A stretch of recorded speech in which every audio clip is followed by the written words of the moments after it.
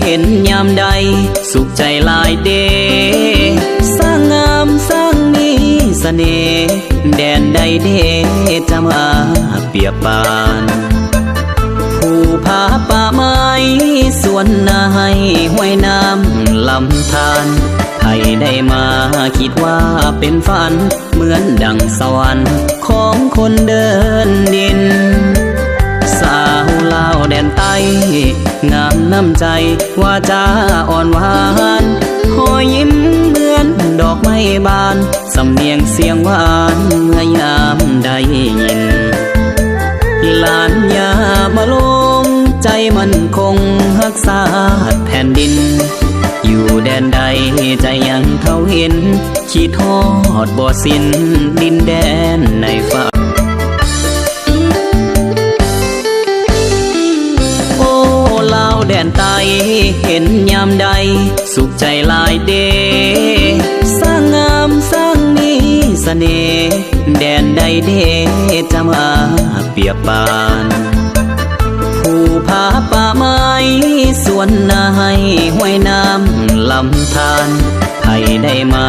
คิดว่าเป็นฝันเหมือนดังสวรรค์ของคนเดินดินสาวลาวแดนใต้งามน้ำใจว่าจาอ่อนหวานคอยยิ้มเหมือนดอกไม้บานสำเนียงเสียงหวานเมื่อยามได้ยินหลานยามาลงใจมันคงรักษาแผ่นดินอยู่แดนใดใจยังเท่าเห็นขีดทอดบ่สิ้นดินแดนในฝันโอ้ลาวแดนใต้เห็นยามใดสุขใจหลายเดสร้างงามสร้างมีเสน่ห์แดนใดเดจะมาเปรียบปาน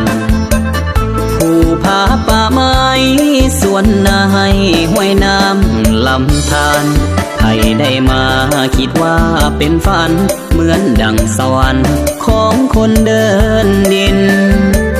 สาวลาวแดนใต้งามน้ำใจว่าจาอ่อนหวานคอยยิ้มเหมือนดอกไม้บานสำเนียงเสียงหวานเมื่อยามได้ยินหลานยามาลงใจมันคงรักษาแผ่นดินอยู่แดนใดใจยังเท่าเห็นขีดทอดบ่สิ้นดินแดนในฝันโอ้ลาวแดนใต้เห็นยามใดสุขใจหลายเด